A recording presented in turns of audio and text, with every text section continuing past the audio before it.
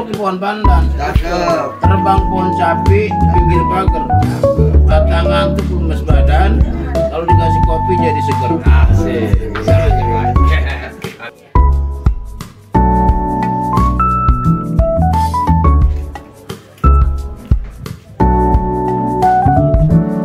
Assalamualaikum warahmatullahi wabarakatuh. Selamat pagi Bapak Ibu semuanya. Yang terhormat Bapak Bambang Sugiarto, Pak Lurah Kelurahan Ratu Jaya. Yang terhormat Bapak Sekel, Pak dari Kelurahan Ratu Jaya. Yang terhormat pula yang punya wilayah Pak RW Mas Sanusi. Terima kasih sudah hadir. Tim Dinkes Kota Depok dan Bapak Ibu yang tidak bisa saya sebutkan satu persatu, namun tidak mengurangi rasa hormat saya. Alhamdulillahirrahmanirrahim. Karena berhubung semuanya udah kumpul, jadi kita lakukan pembinaan dulu. Bapak dan Ibu semuanya ada pesalam dari Dr. Yani, Kepala Puskesmas Ratu Jaya. Beliau izin tidak bisa hadir karena ada satu dan lain hal kegiatan di Puskesmas, jadi diwakilkan sama teman-teman dari Puskesmas. Terlebih dahulu dari Pak Lurah kepada Pak Lurah, waktu tempat dipersilakan. Assalamualaikum warahmatullahi wabarakatuh. Salam sehat, sejahtera, dan selamat pagi untuk kita semua yang saya muliakan. Orang tua kita semua, Ketua DKM Masjid Jami Al-Huda, Bapak Ki Haji Matroni M. Yang saya hormati dari Dinas Kesehatan Ibu Maika ya. Yang saya hormati dari UPT Puskesmas Ratu Jaya, Dr. Yani tidak bisa hadir ya, berhalangan. Ada Ibu Dea, siapa lagi? Sasa ya, dan semua jajaran dari Puskesmas. Yang saya hormati Pak Sekar Ratu Jaya, Pak Jayadi. Yang saya hormati Cak Imin ini dari FKKS ya, dari KTR juga. Yang saya hormati Bapak Ketua RW 07 Pak Sanusi dan para peserta kegiatan kampung kawasan tanpa rokok, baik bapak-bapak RT maupun kader maupun Karang Taruna RW 07 yang hadir pada pagi ini. Bapak Ibu yang saya hormati, tentunya sesuai peraturan daerah nomor 2 tahun 2020 terkait kawasan tanpa rokok sudah sering kita implementasikan, khususnya di kawasan ini RW 07. Pak RW di Posyandu, saya lihat banyak pemberitahuan di masjid juga ada ya Pak Haji ya. Dan ini jangan hanya sebuah slogan, tentunya kawasan 7 kawasan tanpa rokok, masih ingat gak semuanya? Ingat. Yang pertama, tidak boleh merokok di sarana ibadah. Kedua, tempat pendidikan. Yang ketiga, kesehatan. Bapak Ibu RT ini bisa mampu meng-share atau mengaplikasikan apa yang ilmu yang kita dapat di pagi hari ini. Ini program cukup baik bagi kita semua. Tujuannya cukup jelas, kawasan tanpa rokok. Yang pertama, udara kita menjadi sehat. Yang kedua, penyakit juga tidak berkembang Bu ya, istilahnya penyakit itu kita bisa kurangi. Yang ketiga apa? Dompet aman itu ya, artinya ini menjadi tanggungan juga khususnya bagi bapak-bapak yang ingin menabung untuk pendidikan, bisa dialihkan ke pendidikan. Sepakat ya Pak RW ya? Ibu-ibu sepakat nggak?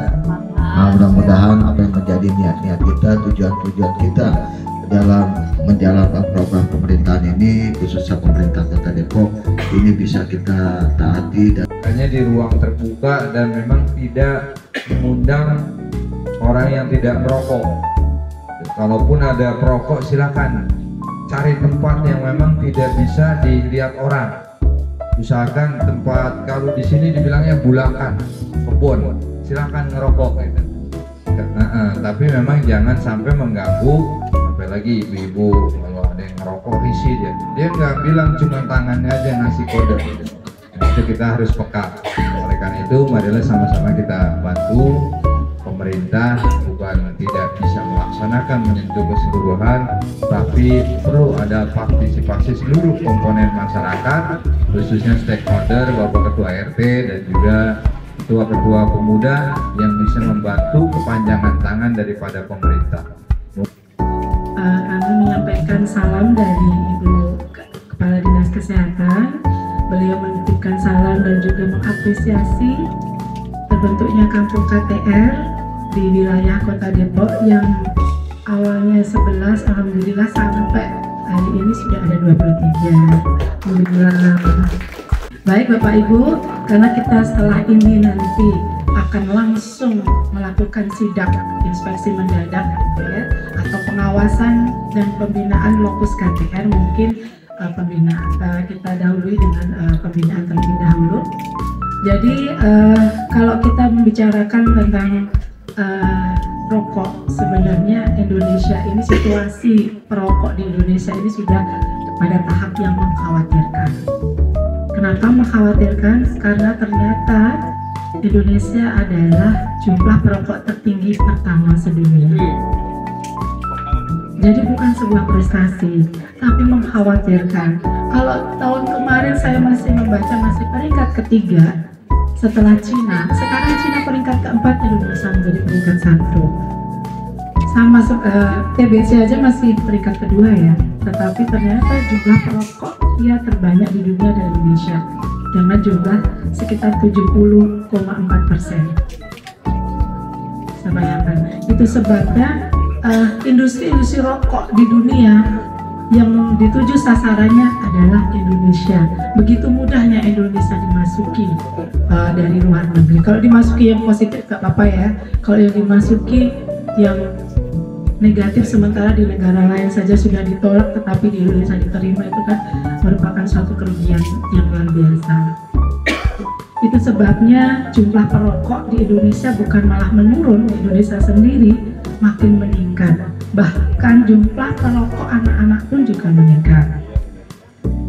Bulan Mei kemarin kami Dinas Kesehatan mengadakan survei singkat pada anak-anak SDN negeri dengan jumlah sampel yang kami hitung sekitar 2.440 anak SD.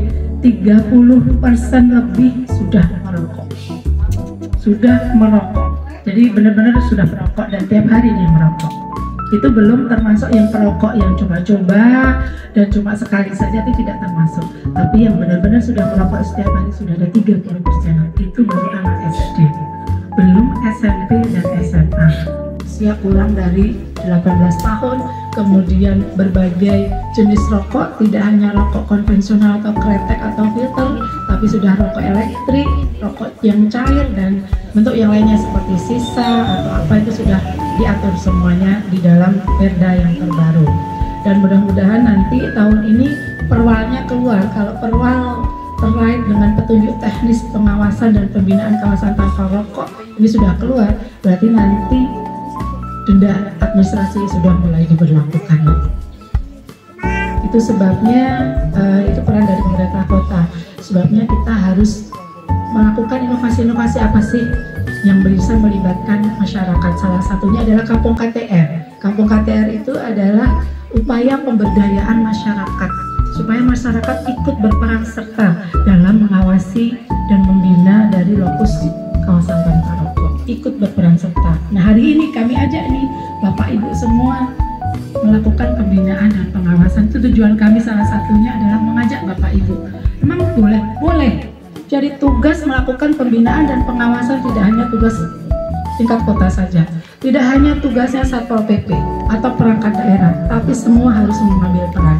Jadi yang pertama harus ada tim Satgas KTR di wilayah Kampung KTR. Sudah dilakuin pembinaan gitu ya. Oke, Ibu ada yang mau ditanya dulu nggak?